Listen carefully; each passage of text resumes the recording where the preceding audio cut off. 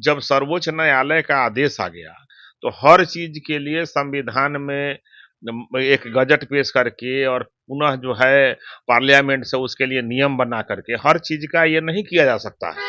और देखिए उसके लिए एक उस तरह से कोई बहुत जरूरी चीज होता है तो किया जाता है।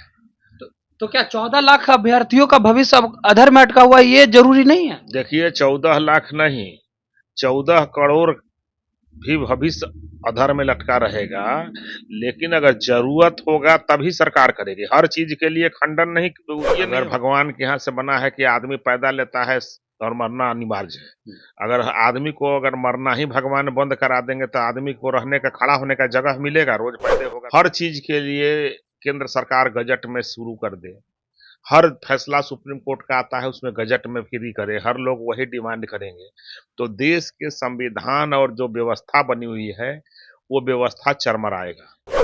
तो केंद्र सरकार बहुत संवेदनशील है अपने नौजवानों के प्रति, और वो जो उचित कदम है वो संवैधानिक प्रक्रिया के तहत ही उठाए काम कर रहे हैं। हम वोट के राजनीति के लिए लालू नीतीश टाइप का नहीं करते हैं कि नौकरी हम लगाए जा रहे हैं, तनख्वाह की व्यवस्था नहीं है, 6 महीना के बाद तनख्वाह कहाँ से मिलेगा इसकी व्यवस्था हम नहीं किए हैं। नमस्कार, मैं मनीष और आप देख रहे हैं मीडिया दर्शन। सुप्रीम कोर्ट के एक फैसले से 14 लाख अभ्यर्थियों का सपना जो है चकनाचूर हो गया।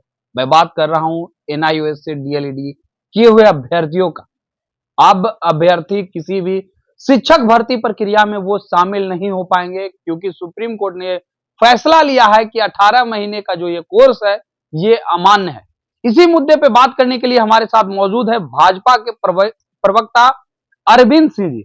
अरविंद जी, छात्र अब सड़क पे आ गए हैं। छात्रों का कहना है कि ये कोर्स जो है अमान्य कर दिया गया है, केंद्र सरकार इसे अब गजट में शामिल कर दे और नहीं तो ब्रिज कोर्स करा करके ये मान्य करे, ताकि आगे के शिक्षक भर्ती प्रक्रिया में हम शामिल हो सके। क्या कहेंगे आप? देखिए, जब सर्वोच्च न्यायालय कोई फैसला लेता है तो उसको बहुत उसको ये नहीं किया जाता है, चूंकि देश के ये जो संविधान है उस पर एक उसको तोड़ मरोड़ करके पेश करने में वो कभी कभी हर चीज के लिए केंद्र सरकार गजट में शुरू कर दे, हर फैसला सुप्रीम कोर्ट का आता है उसमें गजट में फ्री करे, हर लोग वही डिमांड करेंगे, तो देश के संविधान और जो व्यवस्था बनी हुई है वो व्यवस्था चरमराएगा।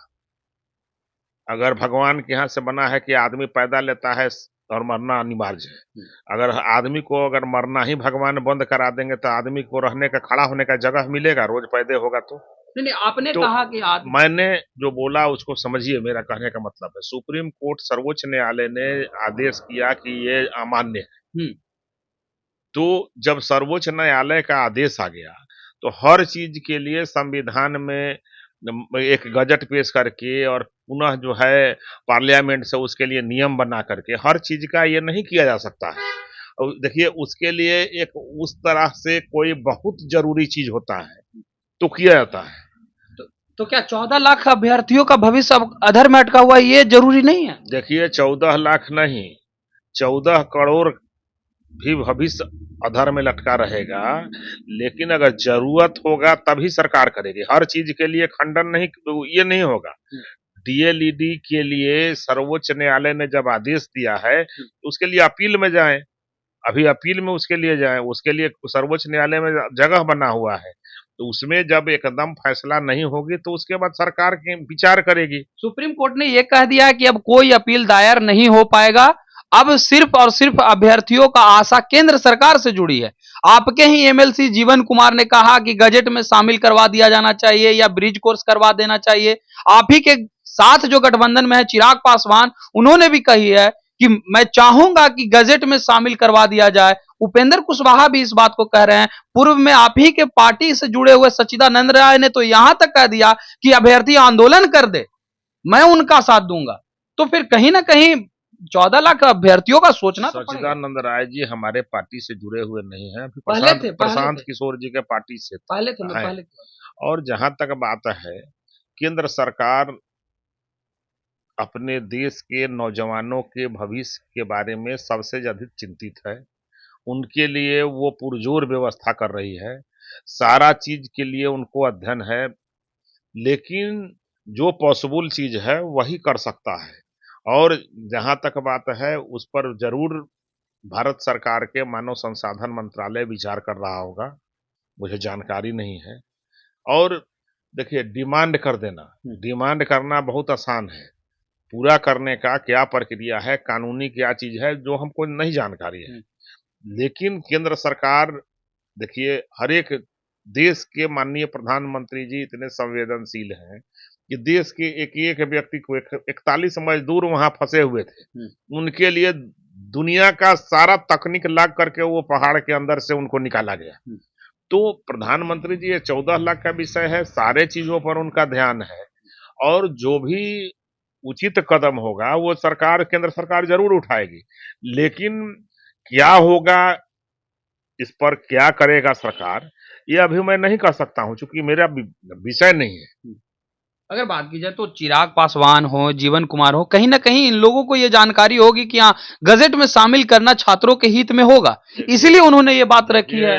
चिराग जी लोजपा रामविलास के संसदीय दल के नेता हैं, उसके अध्यक्ष भी हैं, राष्ट्रीय अध्यक्ष भी हैं, तो सदन में उस बात को उठा सकते हैं।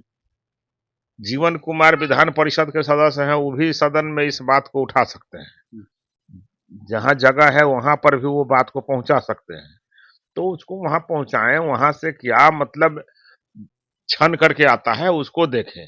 हम इतना ही जानते हैं कि केंद्र सरकार अपने नौजवानों के प्रति संवेदनशील है, उनके लिए जो भी उचित कदम होगा वो जरूर उठाएंगे।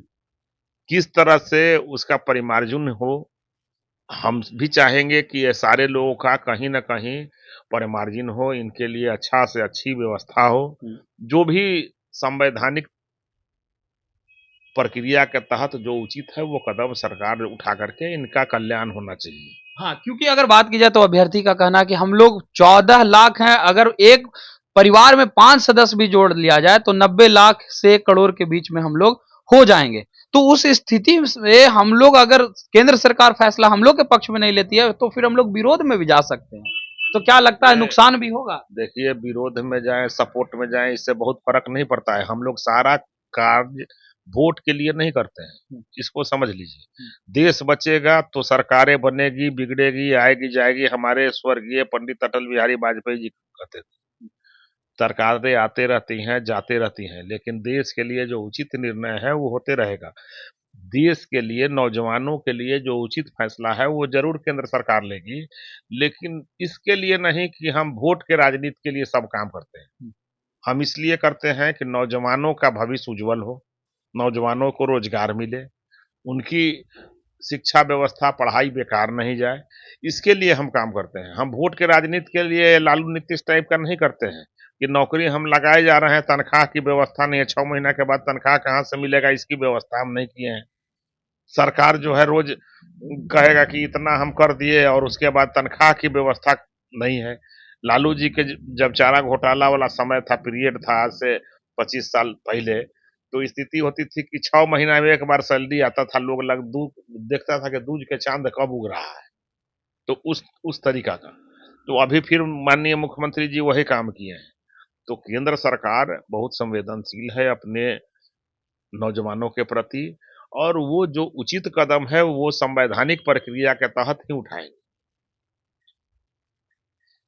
ये थे हमारे साथ भाजपा के प्रदेश प्रवक्ता अरविंद सिंह, जिन्होंने सीधे तौर पे कहा कि अभ्यर्थियों की बात जो है सुनी जाएगी। जो केंद्र सरकार है वो काफी संवेदनशील है इस मामले पे, और जो संवैधानिक रूप से कार्रवाई की जानी चाहिए वो बिल्कुल होगी। इस तरह के तमाम अपडेट के लिए देखते रहे मीडिया दर्शन। धन्यवाद।